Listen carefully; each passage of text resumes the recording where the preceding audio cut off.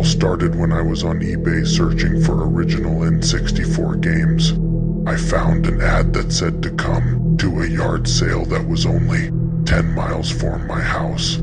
I ran to the yard sale as fast as I could. When I got there, I found a box marked. I went over to the box and searched through it. The only thing that struck my interest was a box that said Banjo Kazooie. I grabbed the game and asked the man selling it how much it was. He said, please just take it for free. I told the man I could not just take the game, so he told me it was 5 cents. I paid the man and ran home to play the game. When I got home to play it, I was bummed because I thought I had school, but then I realized that it was fall break. Yes, this fall break would be much better than last fall break, because last fall break I was sick the whole time. I ran up to my room and opened the case and looked at the game cartridge. Something was off. All that was on the cartridge was a piece of tape. Banjo Killzooie. I didn't think anything of it because I was so excited. I popped the game and grabbed the controller and hopped up on my 2-play. When the game started up, something was strange about it. It didn't show the opening screen. It went straight to the gameplay. I thought it was strange, but I decided to keep on playing. That was the biggest mistake of my life. As I wandered around, I noticed some strange things. There were no bad guys, and any time I tried to use Kazooie, the sound it normally makes was very slow and demonic sounding, and Banjo had a face of sadness. I didn't think too much of it and continued to play.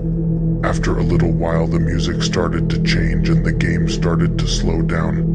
Suddenly, I unexpectedly saw a bloody and demonic face of Kazooie popped up on the screen, and it had Killzooie written across it in big red letters. I threw the controller across the room and instantly shut off the N64, but the TV wouldn't stop showing the picture of Killzooie. I threw a t-shirt over the TV and fell asleep. I couldn't fall asleep. I just laid there thinking about that haunting picture that was keeping me awake. The next day I went to school and told all of my friends what had happened. None of them believed me and told me I was full of shit. That night I went home and decided to play it again. The same thing happened. I was terrified. I tried to fall asleep, but I couldn't. The next day, I decided not to go to school instead.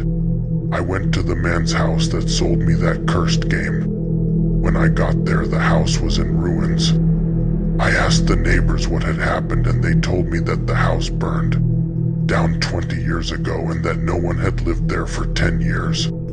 I fell on the ground and cringed. I decided to go home and get to the bottom of the game to see if I could solve this. When I stuck in the game, the same thing happened, but this time I decided to try and move around. This time the picture faded away, but instead of Banjo as my character, I was a bloody Kazooie, or should I say, Bloody Kazooie. I started walking around and found a sign. When I read it, it said, "You'll never find him." I was puzzled who was him. I kept going and found a blood trail. There I was led to Banjo hanging from a rope with arms and head chopped off by Kazooie.